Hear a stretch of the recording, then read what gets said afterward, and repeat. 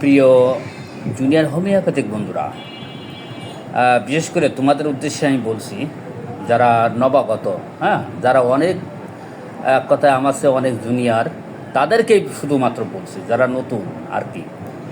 তো তোমরা যারা নতুন চেম্বার দিবে, ঠিক আছে, মেডিসিনগুলো এইভাবে বানায় আনবে, 1M থেকে CM শক্তি পর্যন্ত এইভাবে বানায় আনবে। যেমন এই নাক্স CM 4 আউন্স এইভাবে কেনার কিন্তু দরকার নেই, ঠিক আছে, কোনো রকম দরকার নেই। এটা আমি দেখালাম সিম্পল। তো তোমরা কি করবে, যারা ল্যাককানাইলাম 10M, Thuja CM, sulphur 1M যেমনটা আমি কিনে আনিছি, ঠিক আছে, এইভাবে কিনে সূক্ষ্মমাত্রায় রুগীকে দেবে। তো বন্ধুরা, যখন মেডিসিনগুলো, মূল কথায় আসা যাক, যখন মেডিসিনগুলো কিনে আনবে তখন আগে এরা মার্ক করে নেবে, ঠিক আছে। এই যে যেমন sulphur 1M, Thuja CM, ল্যাককানাইলাম 10M, আরও তো অনেকগুলো আছে। তো মার্ক মানে এইখানে মার্ক করার পরে এই সিপিগুলো খুলে ফেলে দেবেন, ঠিক আছে। এই যে যেমনটা আমি খুলে মেলে দিলাম, এটা খুলে দিলাম, দিয়ে এই থাকে বসাই দেবেন, এই থাকে বসাই দেবেন, এই থাকে বসাই দেবেন, ক্লিয়ার। এই আরও দুটো মেডিসিন আছে, এগুলো নতুন আনা আজকে, যেমন এখানে আছে, মার্ক করে নেবেন, ঠিক আছে, ল্যাককানাইলাম 1M, আর এখানে আছে মার্কসল 1M। তো বন্ধুরা, এই খুলে সিপিটা খুলে আলাদা আলাদা রাখবেন, ঠিক আছে। এই সিপিটা খুলে আলাদা আলাদা, যেমন এই যে আমি আলাদা আলাদা রেখে দিচ্ছি, ওকে, যাতে একটার সাথে একটা মিক্সড না হয়। তো নতুন আনার পরে এইভাবে ফ্যানের তলে রেখে দেবেন, ঠিক আছে, এই সিপি, যাতে মেডিসিনটা না পড়ে যায়। তো এইভাবে রাখার উদ্দেশ্য হচ্ছে যে এই ওষুধটা যখন আমরা বানিয়ে আনবো, তৈরি করে আনবো, ঠিক আছে, যেগুলো আমি এখানে রাখলাম, তো আনার পরে সিপি যদি ভরে রাখা হয় একেবারে, মানে যদি না খোলা হয়, তাহলে ওষুধটা কিন্তু গলে যাওয়ার সম্ভাবনা খুবই থাকে, ওষুধটা কিন্তু ভালো থাকে না, ঠিক আছে।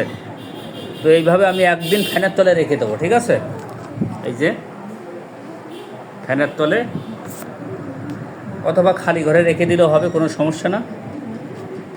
তো তারপর কি করতে হবে, একদিন রাখার পরে যার মুখী তার সিপি দিয়ে দিতে হবে। যেমন এই দেখেন থুজা CM, থুজা CM, এই থুজা CM দিয়ে দিলাম, মনে করেন একদিন রাখার পরে আটকাই দিলাম। মার্কসল CM, এই মার্কসল এই 1M, ঠিক আছে, যাত্রা তার মুখী আমি এটকে দিলাম। তো এটা হচ্ছে ল্যাককানাইলাম 1M, আর এবার সালফার 1M, আর এটা হচ্ছে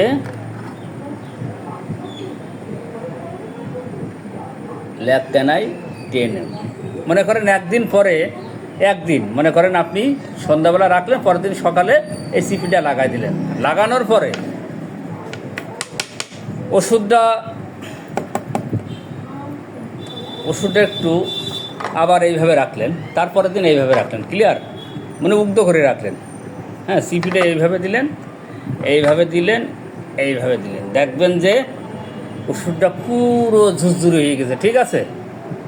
ওষুধটা দানাগুলো একটার সাথে একটা জুড়ে নেই, সলা সলা দানা হয়ে গেছে, একেবারে এই ওষুধগুলো আপনি 2 বছরও রাখতে পারেন, 2 বছর 3 বছর থাকলেও কোনো সমস্যা নেই। তারপর আর একদিন পরে এইভাবে রাখতে পারেন, এই ফেলায় থিয়ে দিতে পারেন, এই ফেলায় থিয়ে দেওয়ার পরে তারপর পুরো বাক্সবন্দি করবেন, আপনার যেখানে থাকার দরকার পুরো ওকে করে দেবেন। আমার উদ্দেশ্য হলো এই যে ওষুধগুলো আপনার নষ্ট হবে না। অনেক সময় কাউকে দিতে গেলে ওষুধটা গলে যায়, চিপটে মেরে যায়, তো এইগুলো করলে আপনি একেবারে সুবিধে পাবেন। অনেকের ধারণা যে এইগুলো করলে কি ওষুধের গুণগত মান নষ্ট হয়ে যাবে, না, কখনো নষ্ট হবে না। ওষুধ যে মাত্রায় টানার দরকার পড়েছে কিন্তু টেনে নেয়, ঠিক আছে। তো কোনো সমস্যা নেই, একদম 100% রেজাল্ট পাবেন এবং ওষুধগুলো সম্পূর্ণ ভালো থাকবে। তো এই পদ্ধতি অবলম্বন করতে পারেন, আপনাদেরকে আমি শিখিয়ে দিলাম। ধন্যবাদ।